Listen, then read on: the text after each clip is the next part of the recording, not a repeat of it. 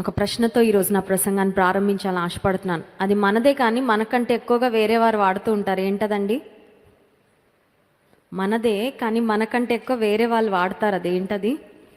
మన పేరు కదా. మన పేరు మనదే, కానీ మన పేరు 100 సార్లు చెప్పుకోము కదా. ఎవరైనా అడిగితే కొత్త వాళ్ళు కలిసినప్పుడు మన పేరు సో అండ్ సో అని చెప్తాము.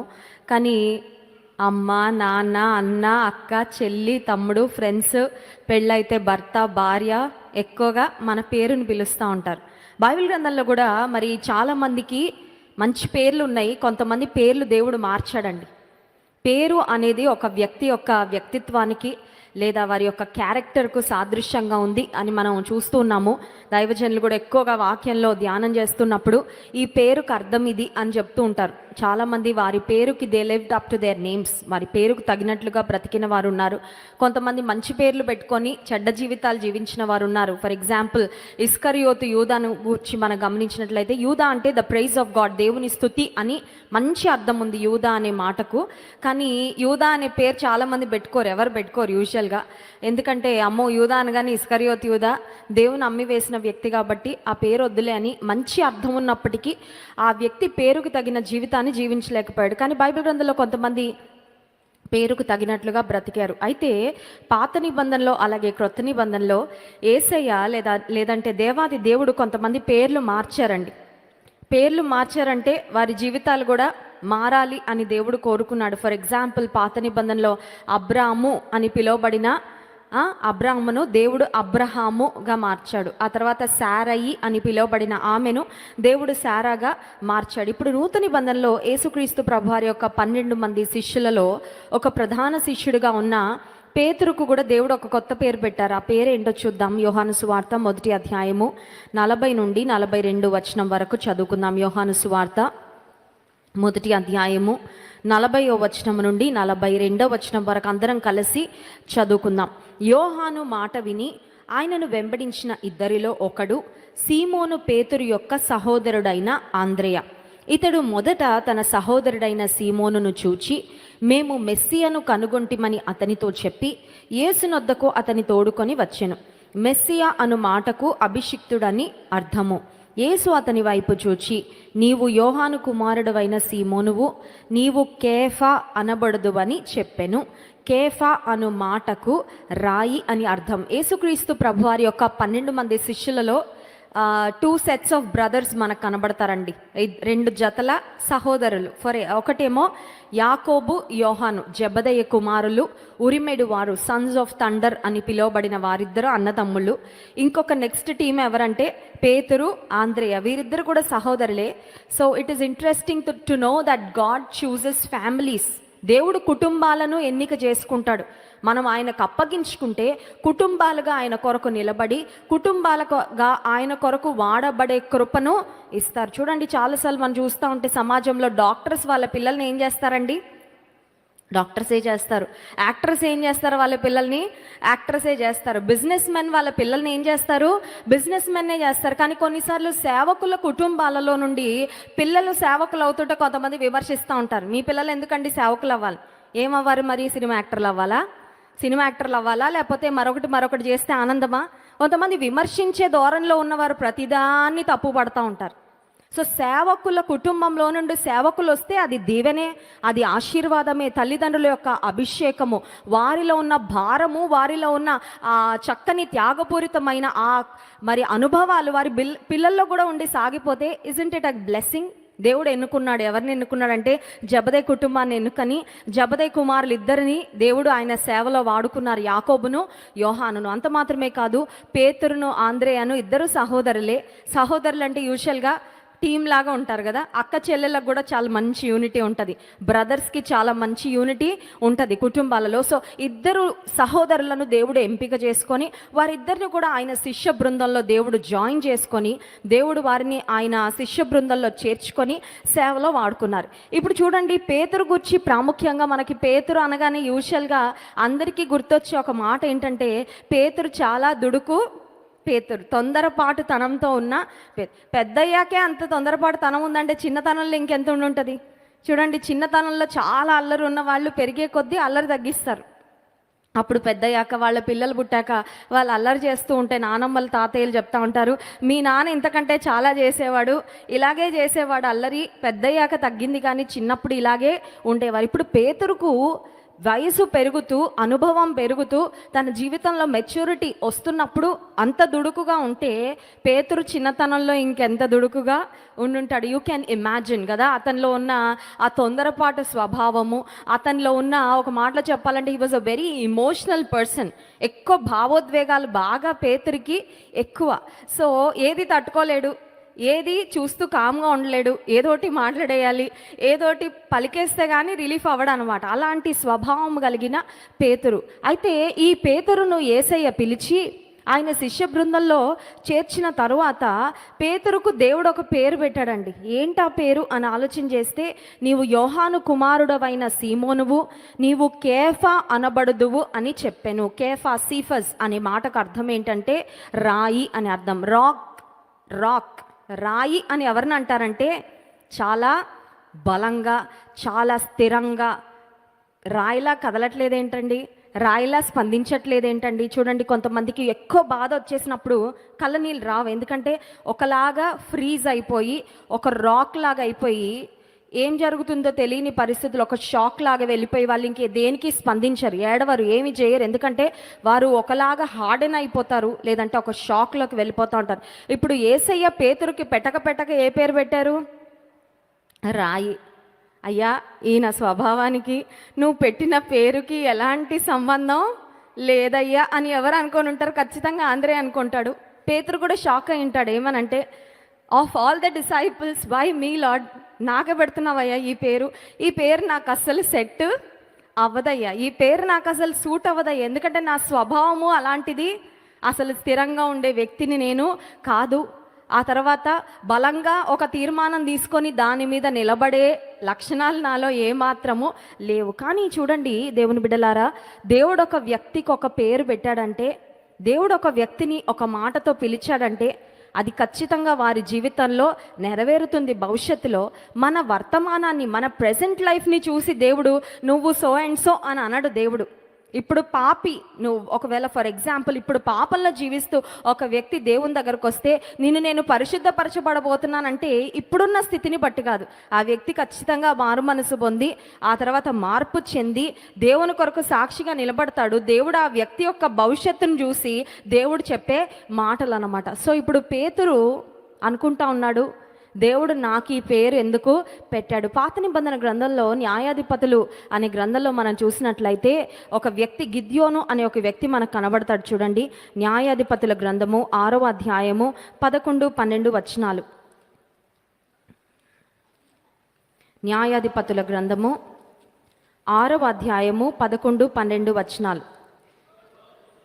యెహోవా దూత వచ్చి ఎబియెజ్రీయుడైన యోవాషునకు కలిగిన ఓఫ్రాలోని మస్తకి వృక్షము క్రింద కూర్చుండెను.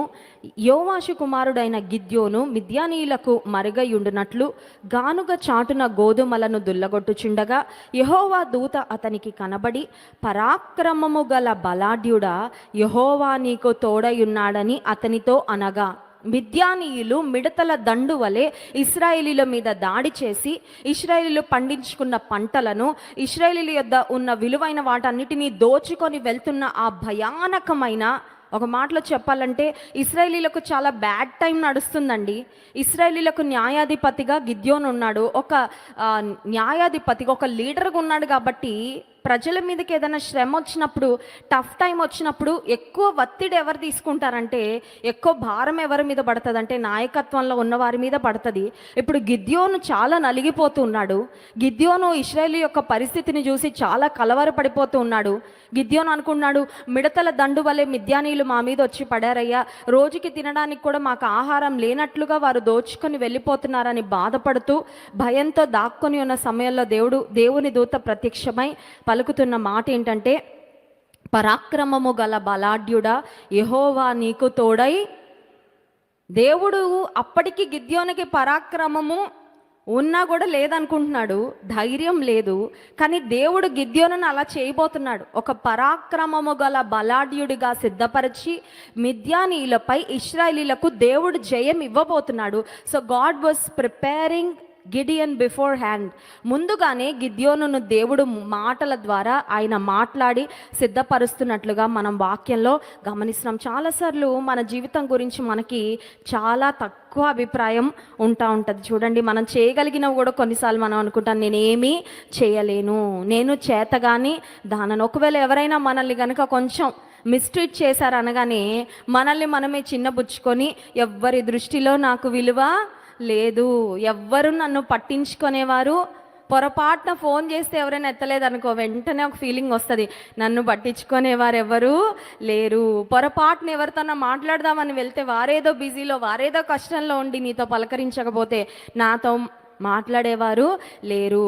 నాతో సమయం గడపాలని ఎవరికి ఇష్టం లేదు. చూడండి, చాలా త్వరగా మనం కొన్ని కంక్లూజన్స్ డ్రా చేసుకొని మన జీవితాలను చూసి మనమే జాలిపడుతూ, మన జీవితాలను చూసి మనమే బాధపడిపోతూ, కృంగిపోతూ, అసలు మన జీవితాల పట్ల దేవుని ఉద్దేశం ఏంటో మనం గ్రహించలేని స్థితిలో ఉంటాం. కానీ పేతురు విషయంలో దేవుని ఉద్దేశం ఏంటంటే, పేతురు ఒక రాయి వలె ఒక దృఢమైన ఆత్మీయ జీవితంలో సాగిపోతూ అనేక మందిని ఆయన వైపుకు నడిపించాలి అని దేవుని ఉద్దేశం. చాలాసార్లు పేతురు జీవితాన్ని మనం ధ్యానం చేస్తున్నప్పుడు పేతురులోని బలహీనతల గురించి ఎక్కువగా మాట్లాడుతూ ఉంటాం. కానీ ఈరోజు let's talk about Peter strengths rather than his weaknesses.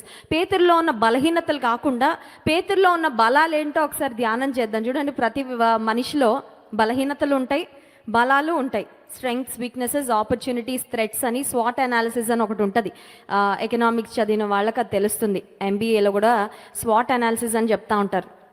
Strengths, weaknesses, opportunities, threats. మన బలాలు మన బలహీనతల కంటే ఎక్కువైనప్పుడు మనం బలమైన వ్యక్తిగా ఎమర్జ్ అవుతాం, ఏదో ఒకటి సాధిస్తాం. కానీ బలహీనతలు బలాల కంటే ఎక్కువగా ఉన్నప్పుడు మనం ఓడిపోతాం, లేదంటే ఏమీ సాధించలేని స్థితిలోకి వెళ్ళిపోతామని చెప్తూ ఉంటారు. సరే, ఇప్పుడు పేతురులో ఎక్కువగా మనం బలహీనతలను ధ్యానం చేస్తూ ఉంటాం. కానీ ఈరోజు మనం పేతురులో ఉన్న బలాలు ఏంటో ఒకసారి ధ్యానం చేద్దాం. చూడండి, లూకా సువార్త 22వ అధ్యాయము 32-33 వచనాలు. లూకా సువార్త 22వ అధ్యాయము 32-33 వచనాలు అందరం కలిసి చదువుకుందాం. లూకా సువార్త 22:33-34. అయితే అతడు, ప్రభువా, నీతో కూడా చెరలోనికి మరణమునకును వెళ్ళుటకు సిద్ధముగా ఉన్నానని ఆయనతో అనగా, ఆయన పేతురు, నీవు నన్నెరుగనని ముమ్మారు చెప్పు వరకు నేడు కోడి కూయదని నీతో చెప్పుచున్నాను అనెను. యేసయ్య తను శ్రమ పడబోతున్నారని, ఆయన శిలువ మరణం పొందబోతున్నాడని ముందుగానే ఎరిగి తన శిష్యుల మనసులను దేవుడు సిద్ధపరుస్తూ ఉన్న ఆ సందర్భంలో ఇప్పుడు పేతురు అంటున్నాడు, అయ్యా, నీతో పాటు మరణించడానికి కూడా నేను సిద్ధమే. పేతురులో నిజంగానే త్యాగపూరితమైన మనసు ఉందండి, లేకుండా చెప్పలేదు, ఉంది. దేవుడు అంటే చాలా ప్రేమ ఉంది. దేవుడు మరణించకూడదని ఉంది. ఎందుకంటే పేతురుకి శిలువ మరణం యేసయ్య పొందబోతున్నారు అనేసరికి దేవుని మీద ఉన్న ప్రేమ ఎంత ఎక్కువ ఉందంటే, అయ్యా, నువ్వు మాత్రం మరణించకూడదు, ఒకవేళ నువ్వు మరణిస్తే మాత్రం నేను కూడా నీతో పాటు మరణించడానికి సిద్ధమే. ఒక మాటలో చెప్పాలంటే పేతురులో ఒక సంసిద్ధత కనబడతా ఉంది, ఒక దేవుని పట్ల ఒక బలమైన ప్రేమ పేతురులో ఉంది. కానీ అదే ప్రేమ ఉన్న లెవెల్లో లేదు. ఒకసారి ఇలా ఉంది, ఒకసారి ఇలా ఉందండి. ఒకసారి చాలా ప్రేమ ఉంది, ఆ తర్వాత పరిస్థితులను బట్టి వెంటనే ఆ ప్రేమ అంతా ఎక్కడికి వెళ్ళిపోయిందో, యేసయ్యకి ఇచ్చిన మాట ఎక్కడికి వెళ్ళిపోయిందో. కానీ పేతురు గురించి చెప్పాలంటే he had a preparedness for Jesus. యేసుక్రీస్తు ప్రభు కొరకు ఏమైనా చేయడానికి ఒక రకమైన సంసిద్ధత పేతురులో మనకి కనబడతా ఉంది. దేవుని బిడ్డల్లో కూడా ఖచ్చితంగా సంసిద్ధత ఉండాలి. ఏ సమయంలో అయినా, ఎలాంటి పరిస్థితుల్లో అయినా దేవుడు ఏదైనా చెప్తే ఆయన మాటకు విధేయత చూపించే సంసిద్ధత. రెండవదిగా పేతురులో మనకు కనబడే లక్షణం ఏంటంటే, యోహాను సువార్త 13వ అధ్యాయము 4-5 వచనాలు చూడండి. యోహాను సువార్త 13వ అధ్యాయము 4-5 వచనాలు.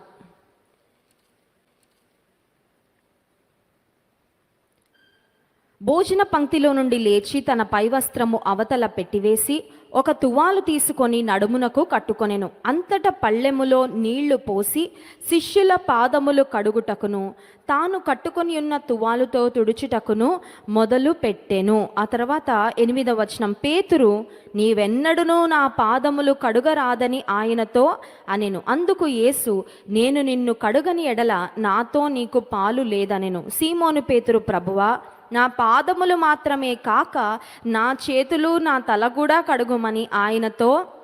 ఇప్పుడు యేసుక్రీస్తు ప్రభు యొక్క 12 మంది శిష్యులు అక్కడ ఉన్నారు.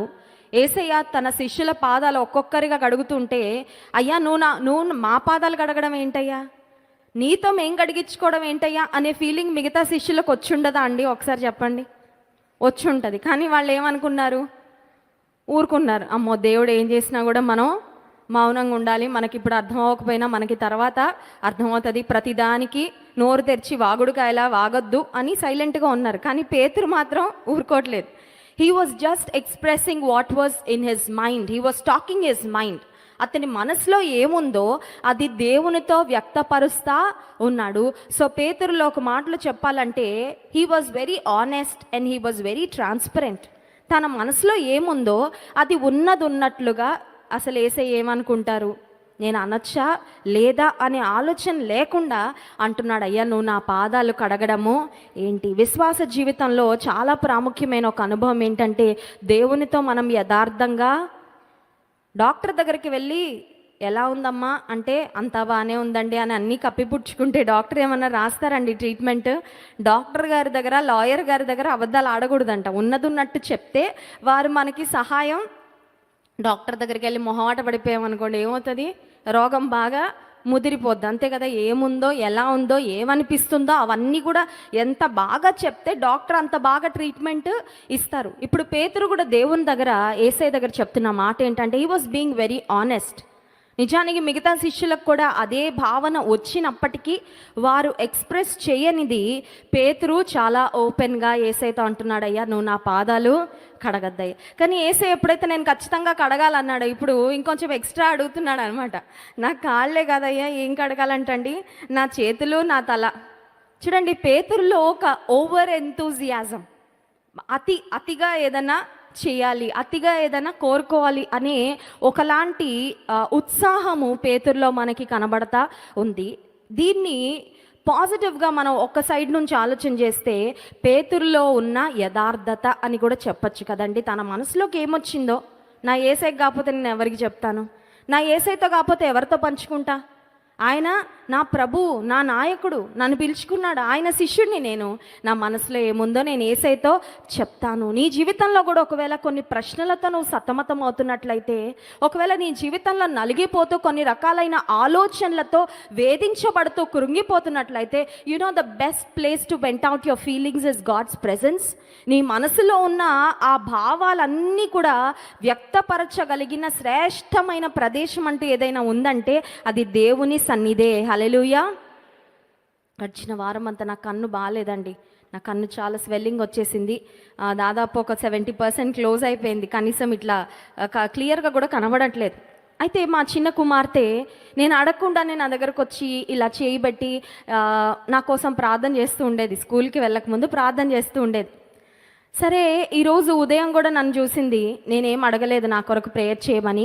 కొన్నిసార్లు అడుగుతాను ప్రేయర్ చేయమని, ఎందుకంటే వాళ్ళకి ఎవరైనా బలహీనంగా ఉంటే ప్రార్థన చేయాలని, వారికి నేర్పించాలని, వారికి బలహీనంగా ఉండేటప్పుడు కూడా వారి దేవుని మీద ఆధారపడ్డ వారికి నేర్పించాలని ప్రార్థన చేయమని ఖచ్చితంగా అడుగుతాను. సరే, ఈరోజు మార్నింగ్ నేను అడగలేదు, కానీ వచ్చి ఇలా చేయబెట్టి ప్రార్థన చేస్తుంది. యేసయ్యా మా మమ్మీ కన్ను బాగాలేదు, తగ్గించండి. ఇప్పటికి చాలాసార్లు చేశానయ్యా, అయినా కూడా తగ్గలేదు, అయినా ఇప్పుడు మళ్ళీ లాస్ట్ టైం చేస్తున్నాను, నువ్వు ఖచ్చితంగా తగ్గించాలి. I felt it was very cute. ఎంత ఆనెస్ట్గా చేస్తుందండి. ఎందుకంటే వారం రోజుల నుంచి చూస్తుంది, ఇలాగే ఉంది ఆ మమ్మీ కన్ను, చేస్తున్నాను తగ్గట్లేదు, కానీ మళ్ళీ చేస్తున్నానయ్యా, నువ్వు మాత్రం. దేవుడు అదేనండి కోరుకుంటుంది. దేవుడు సూపర్ఫిషియల్గా, ఆర్టిఫిషియల్గా, ఏదో పైన కొత్తగా మనం కలిసినప్పుడు ఎవరైనా మనకి మరి చాలా దూరంగా ఉండే వ్యక్తులతో మనం మాట్లాడినట్లు ఆయనతో మాట్లాడితే ఆయనకి ఇష్టం ఉండదు. ఆయనకి ఏది ఇష్టం అంటే సత్యవర్తనులు ఆయనకు ఇష్టలు, యథార్థవంతులు ఆయనకు ఇష్టలు, నిజముగా మొరపెట్టి వారికి. అంటే అర్థం ఏంటో తెలుసా? నువ్వేమీ దాచుకోవాల్సిన అవసరం ఏముందో అది నీ హృదయంలో ఉన్నది ఆయనతో చెప్పితే నీ యథార్థతే దేవుని చాలా ఇంప్రెస్ చేస్తుంది. హల్లెలూయా. సో పేతురులో ఉన్న రెండవ మరి చక్కని లక్షణం ఏంటంటే, తన మనసులో ఏముందో అది యేసయ్యతో కాకపోతే ఎవరికి చెప్తాను, తప్పుంటే ఆయనే సరిదిద్దుతాడులే, కానీ నా మనసులోకి వచ్చిన ఆలోచన అయితే దాచుకోకుండా దేవునితో చెప్తాను అని వ్యక్తపరిచే లక్షణం. మూడవ లక్షణం ఏంటంటే పేతులో ఉన్న నాయకత్వపు లక్షణం అండి. కొంతమందికి దేవుడు ఆ లీడర్షిప్ క్వాలిటీస్ అనేవి ఇస్తారు, అంటే చక్కని నాయకులుగా నడిపించగలిగే నాయకత్వపు లక్షణాలు. ఇప్పుడు పేతురులో నాయకత్వపు లక్షణాలు ఉన్నాయి అని ఎలా చెప్పగలమంటే, యేసయ్య శిలువ మరణం చెందారు, ఆయనను రోమా సైనికులు వచ్చి బంధించి తీర్పుల కొరకు, అన్యాయపు తీర్పుల కొరకు ఆయనను తీసుకుని వెళ్తున్న సమయంలో యేసయ్య ఎవరో నాకు తెలియదని ముమ్మారు బొంకాడు.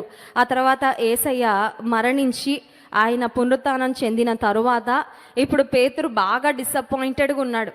ఎందుకంటే మా నాయకుడు మాతో లేడు, యేసయ్య మాతో, ఇప్పుడు ఎవరితో తిరగాలి, ఎవరిని వెంబడించాలి, ఇప్పుడు మేము ఏం చేయాలి, మాకు దిశానిర్దేశం ఎవరు చేస్తారు, హూ విల్ డైరెక్టర్స్, మమ్మల్ని ఎవరు నడిపిస్తారు అనే ఒక నిరాశలో, కృంగుదలలో పేతురు అనుకున్నాడు, ఇంతకుముందు చేశాను కదా ఫిషింగ్, ఇంతకుముందు చేపలు పట్టేవాడిని కదా, అవన్నీ వలలు, బోట్లు అవన్నీ అలాగే ఉన్నాయి ఇంటి దగ్గర, let me go back to fishing, తిరిగి మళ్ళీ చేపలు పట్టే పనిలోకి వెళ్ళిపోదాము అనే ఒక ఆలోచన వచ్చింది. చూడండి, ఆత్మీయంగా కొన్నిసార్లు బలహీనం అయిపోయినప్పుడు మన ఆలోచనలు ఎటువైపు వెళ్తాయంటే పాత జీవితం వైపుకు వెళ్ళిపోతాయి. ఎప్పుడైనా వెళ్ళినాయి అట్లా?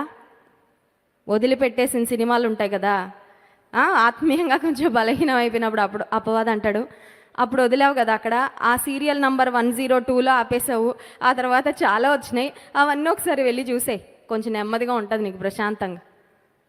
లేదంటే అప్పుడు సినిమాలు వదిలేసావు, అప్పుడు అలాంటి అలవాట్లు వదిలేసావు కదా, ఒక్కసారి మళ్ళీ వెళ్ళి go back to that old life, పాత జీవితానికి తిరిగి వెళ్ళు అనే శోధన కొన్నిసార్లు వస్తుందండి, కలుగుతుంది. పేతురుకు కూడా అదే ఆలోచన వచ్చింది, let me go back to fishing. యోహాను సువార్త 21వ అధ్యాయము 3వ వచనం చూడండి. యోహాను సువార్త 21వ అధ్యాయం 3వ వచనం.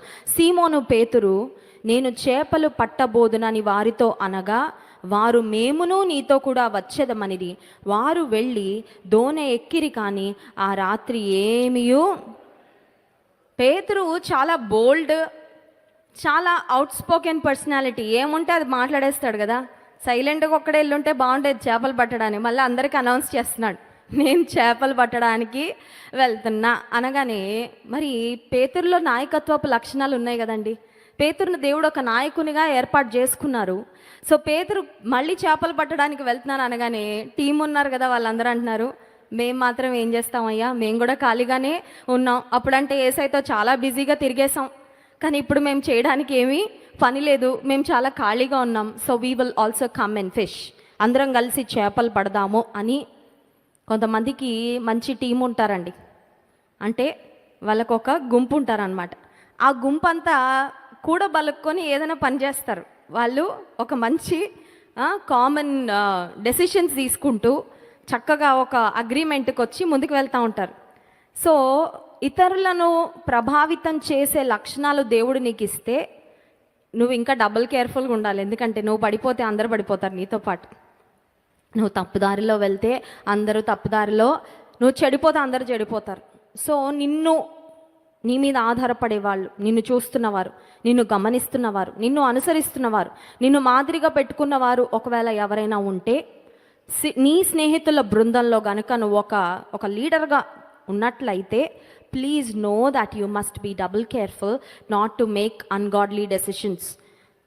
దైవ నిర్ణయం కానీ దైవ చిత్తం కాని నిర్ణయాలు నీ జీవితంలో తీసుకుంటే నువ్వు ఒక్కడవే కాదు పాడయ్యేది, నీ ఒక్కదానివే కాదు నష్టపోయేది, నీతో పాటు చాలామంది కూడా నష్టపోతారు అని జ్ఞాపకం ఉంచుకొని దేవుని చిత్తానుసారమైన, దేవునికి ఇష్టమైన నిర్ణయాలు మాత్రమే తీసుకోవాలి. కాబట్టి పేతురు జీవితంలో ఉన్న మూడో క్వాలిటీ ఏంటంటే హీ హ్యాస్ లీడర్షిప్ క్వాలిటీస్, అతనిలో నాయకత్వపు లక్షణాలు ఉన్నాయి. ఇంకొకటి మనందరికీ తెలిసిన సంఘటన, మత్తయి సువార్త 14వ అధ్యాయము 22వ వచనం చూడండి.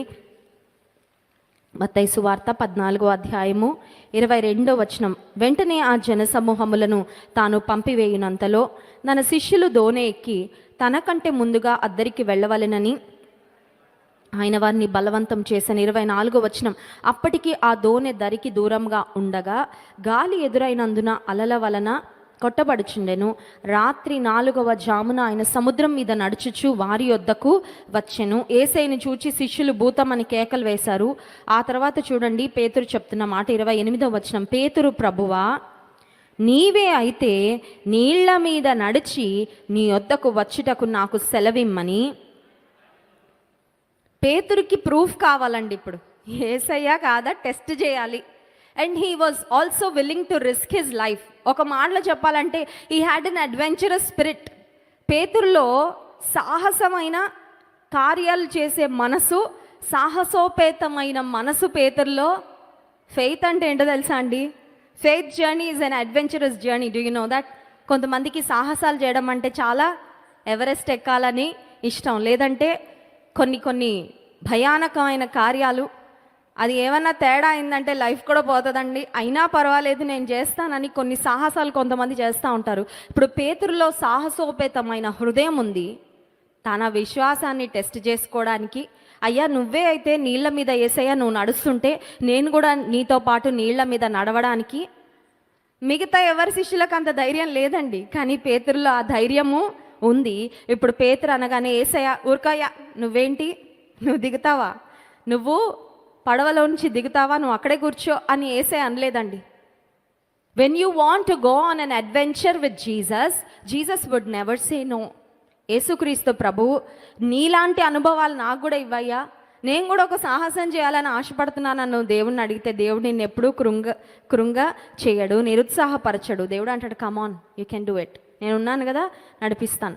సో పేతురు దోణి దిగాడు. చూడండి 30వ వచనం, 29వ వచనం. ఆయన రమ్మనగానే పేతురు దోణి దిగి యేసునొద్దకు వెళ్ళుటకు నీళ్ల మీద నడిచెను, గాని గాలిని తుఫానును చూచి భయపడి మునిగిపోసాగి ప్రభువా నన్ను రక్షించమని కేకలు వేసెను.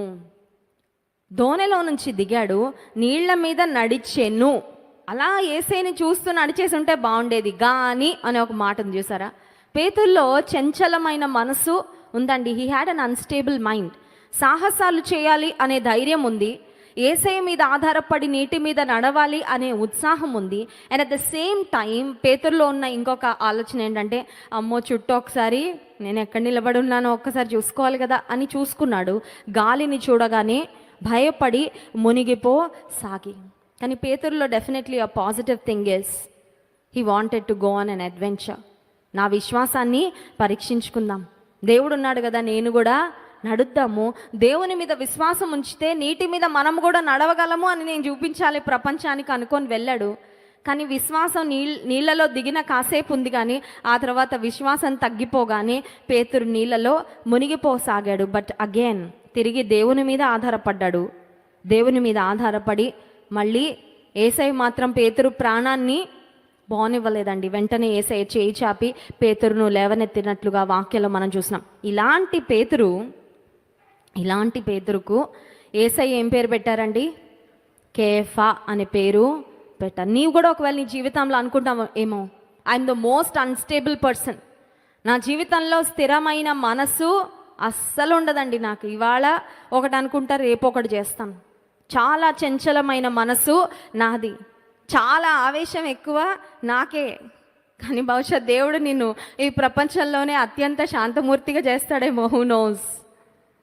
God is capable of mending our lives. మన జీవితాలను బాగు చేయడంలో, మన జీవితాలను స్థిరపరచడంలో, మన జీవితంలో ఒక 180 degrees అన్నట్లు నీ జీవితాన్ని మార్చడంలో ఆయనకు సాటి అయిన వారు ఎవ్వరూ లేరు. ఇటువంటి పేతురు శిష్యులందరినీ మళ్ళీ వెంట పెట్టుకొని చేపలు పట్టడానికి వెళ్ళిపోయిన పేతురు, యేసుక్రీస్తు ప్రభువును ఎరుగనని ముమ్మారు బొంకిన పేతురు, నీ కొరకు సిలువ దగ్గరికి కూడా నేను వస్తానయ్యా, చనిపోవడానికి కూడా నేను సిద్ధమే అని అడ్రస్ కూడా లేకుండా వెళ్ళిపోయిన పేతురును దేవుడు కేఫా అన్నాడు. కాబట్టి దేవుడు ఏదైనా మాట ఇచ్చారంటే అది ఖచ్చితంగా నెరవేరి, దేవుడు ఒక మాట పలికాడంటే ఖచ్చితంగా అది నెరవేరుతుందండి. And God's words about Peter's life became a reality. పేతురు విషయంలో యేసయ్య పలికిన మాటలు వాస్తవము అయ్యాయి. చూడండి అపోస్తల కార్యములు 2వ అధ్యాయము 41వ వచనం. అపోస్తల కార్యములు 2వ అధ్యాయము 41వ వచనం. కాబట్టి అతని వాక్యము అంగీకరించిన వారు బాప్తిస్మము పొందిరి. ఆ దినమందు ఇంచుమించు 3,000 మంది చేర్చబడిరి. The most unstable person in the team has become the most stable apostle. చాలా అత్యంత చంచలమైన మనసు కలిగిన పేతురు అత్యంత స్థిరమైన దేవుని సేవకుడు అయిపోయాడండి. హల్లెలూయా. నువ్వు అనుకుంటున్నావేమో ఇంకా వీరిని మాత్రం ఎవరు మార్చలేరండి. నా భర్త ఉన్నాడండి, అమ్మో ఎవరైనా మారుతారు, కానీ రాజమండ్రిలో ఆయన మాత్రం, మా కొడుకున్నాడండి పెద్ద భ్రష్టుడండి, వాడు ఇంకెప్పటికీ బాగు పడడు. ఎంత ఏడిపిస్తున్నాడో, ఎంత బాధ పెడుతున్నాడో, ఎంత వేదనకరంగా ఉన్నాడో నువ్వు అనుకుంటున్నావు కదా. నీ కుటుంబాల్లో ఉన్న పరిస్థితులు చూసి, నీ కుటుంబాల్లో ఉన్న వ్యక్తులను చూసి, వారి జీవితాన్ని చూసి, వారి అనుభవాలను చూసి, వారికి ఉన్న హిస్టరీని చూసి, వారు చేసిన పనులను చూసి, వారి గురించి అందరూ చెప్పుకుంటున్న మాటల్ని చూసి నువ్వు అనుకుంటున్నావు కదా వీరు మాత్రం అంతే, ఇంకా నువ్వు ఫిక్స్ అయిపోయావు. కానీ దేవుడు ఫిక్స్ అవ్వలేదు. ఆయన పేతురు జీవితాన్ని ఎలా స్థిరమైన విశ్వాసిగా, స్థిరమైన అనుభవాలు కలిగిన శిష్యునిగా, యేసుక్రీస్తు ప్రభువారి యొక్క శిష్యులలో ఒక ప్రధాన శిష్యునిగా దేవుడు ఈ పేతురుని ఏర్పాటు చేసుకొని, దేవుడు ఎంత బలమైన సేవ జరిగించుకున్నాడంటే, ఎంత శ్రేష్టమైన కార్యాలు పేతురు ద్వారా జరిగించుకున్నాడంటే, పేతురు వాక్యం ప్రకటించినప్పుడు 3,000 మంది రక్షణ పొందారు, బాప్తిస్మము తీసుకున్నారు. అండ్ పేతురు తన జీవితంలో హతసాక్షిగా, పేతురుని చంపాలని వచ్చినప్పుడు, సిలువ వేద్దాం అనుకుంటే పేతురు అన్నాడంట, నా యేసయ్యను స్ట్రైట్గా సిలువేశారు, ఆయన లాంటి మరణం పొందే అంత అర్హత అయితే నాకు లేదు, నన్ను ఉల్టా వేయండి సిలువ, తలక్రిందులుగా సిలువ వేయించుకొని, అంటే మేకులు అవన్నీ కొట్టించుకోలేదు పేతురు, బట్ తలక్రిందులుగా సిలువ వేయించుకొని పేతురు యేసుక్రీస్తు ప్రభు కొరకు హతసాక్షి అయ్యాడు. నీ జీవితంలో నువ్వు దేవుని అడగాల్సింది ఏంటంటే, నన్ను నువ్వు ఎలా చూస్తున్నావయ్యా? నన్ను నేనైతే చాలా ఘోరంగా చూసుకుంటున్నా. నన్ను నేను చూసుకుంటున్నప్పుడు నా గురించి నాకు I have a very low opinion on my life. నా జీవితాన్ని చూసుకొని నన్ను నేను చాలా కృంగిపోతున్నాను, నన్ను గురించి నేను చాలా తక్కువగా అనుకుంటున్నా. కానీ నువ్వేమనుకుంటున్నావు నా గురించి? నువ్వేం తలుస్తున్నావు నా గురించి? అసలు నీ ఉద్దేశము ఏంటయ్యా నా గురించి? నా భవిష్యత్తును ఎలా తీర్చిదిద్దబోతున్నావయ్యా నువ్వు అని నీవు దేవుని అడగగలిగితే, కనిపెట్టగలిగితే, దేవుని మీద ఆధారపడగలిగితే, మనుషుల మాటలను మించి, మనుషులు నీ గురించి అనుకుంటున్న పలుకుతున్న మాటలను మించి దేవుడు ఘనమైన కార్యాలు జరిగిస్తాడండి. Hallelujah. You know that God is an awesome God. He can change the story of your life. నీ జీవిత చరిత్రను, నీ జీవిత కథను దేవుడు మార్చేయగలడు. ఆయనంత సమర్థుడు ఇంకెవ్వరూ లేరు. చిన్నతనంలో ఒకసారి మేము ట్రైన్లో మా మేనత్త వాళ్ళ ఇంటికి పంపిస్తూ ఉన్నారు, మా పేరెంట్స్ పంపిస్తూ ఉన్నప్పుడు ట్రైన్లో నేను మా అక్క ఉన్నాము. మా చర్చ్లో ఒక అంకుల్తో మమ్మల్ని పంపిస్తున్నారు మా పేరెంట్స్. వెళ్తూ ఉంటే చెన్నై నుంచి వస్తుంది ఆ ట్రైన్. ఆ చెన్నైలో మా బోగీలో మా ఎదురు సీట్లో ఒక మూవీస్లో పనిచేసే ఒక వ్యక్తి ఉన్నాడండి. మా ఎదురుగా కూర్చుని నేను మా అక్క మాట్లాడుకోవడము, ఆ తర్వాత ట్రైన్లో ఆడుకోవడం, ఇవన్నీ గమనించిన తర్వాత కాసేపు తర్వాత మా అంకుల్తో అడుగుతున్నాడు, ఈ పాపని మూవీస్లోకి పంపిస్తారా అండి అని అడిగారు. అంటే చిన్నప్పుడు చాలా క్యూట్గా ఉండేదాన్ని, ఆ తర్వాత చాలా తెలివిగా ఉండేదాన్ని. సో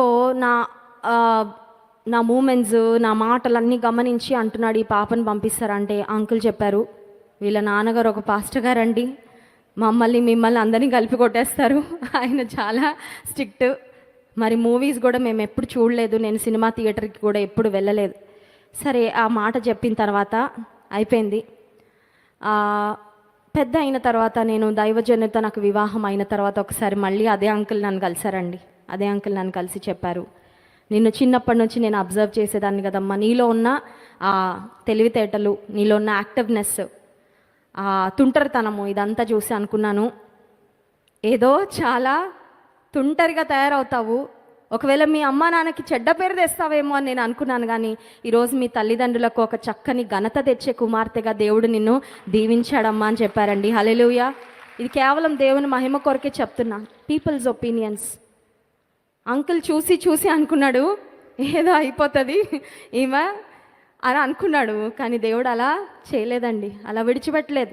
పనికిరాని స్థితిలోనో వేస్ట్ లైఫ్గా మార్చాల నా బ్రతుకుని దేవుడు ప్రయోజనకరంగానే దేవుడు మార్చాడు. ఎందుకంటే యవ్వన కాలంలోనే రక్షణ పొందాను, దేవుని చిత్తానికి అప్పగించుకున్నాను, ఆయన చిత్తాన్ని నెరవేర్చాను. కాబట్టి ఈరోజు దేవుడు దీవెనకరంగా మార్చాడు. పేతురుని చూసి కూడా అందరూ అనుకుంటారు శిష్యులందరిలో చెడ్డ పేరు పేతురే తెస్తాడని.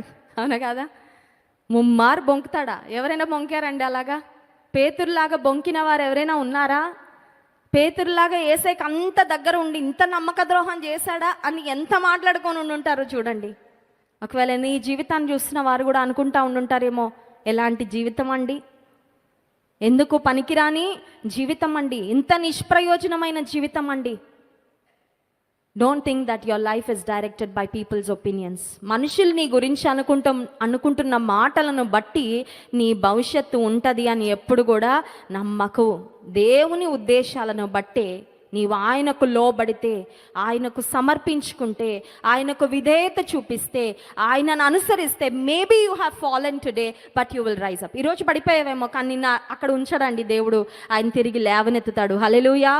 ఈరోజు ఒకవేళ పెంట కుప్ప మీద ఉన్నట్లు ఉందేమో నీ పరిస్థితి, కానీ నేను దేవుడు ఖచ్చితంగా లేవనెత్తుతాడు. ఖచ్చితంగా ఒక శ్రేష్టమైన స్థితిలోనే దేవుడు ఉంచుతాడు. Where people will see that the Lord is with you. దేవుడు నీతో ఉన్నాడు, దేవుడే నిన్ను ఇంతవరకు నడిపించాడు అని చెప్పే విధంగా ఖచ్చితంగా నీ జీవితంలో దేవుడు కార్యము జరిగిస్తాడు.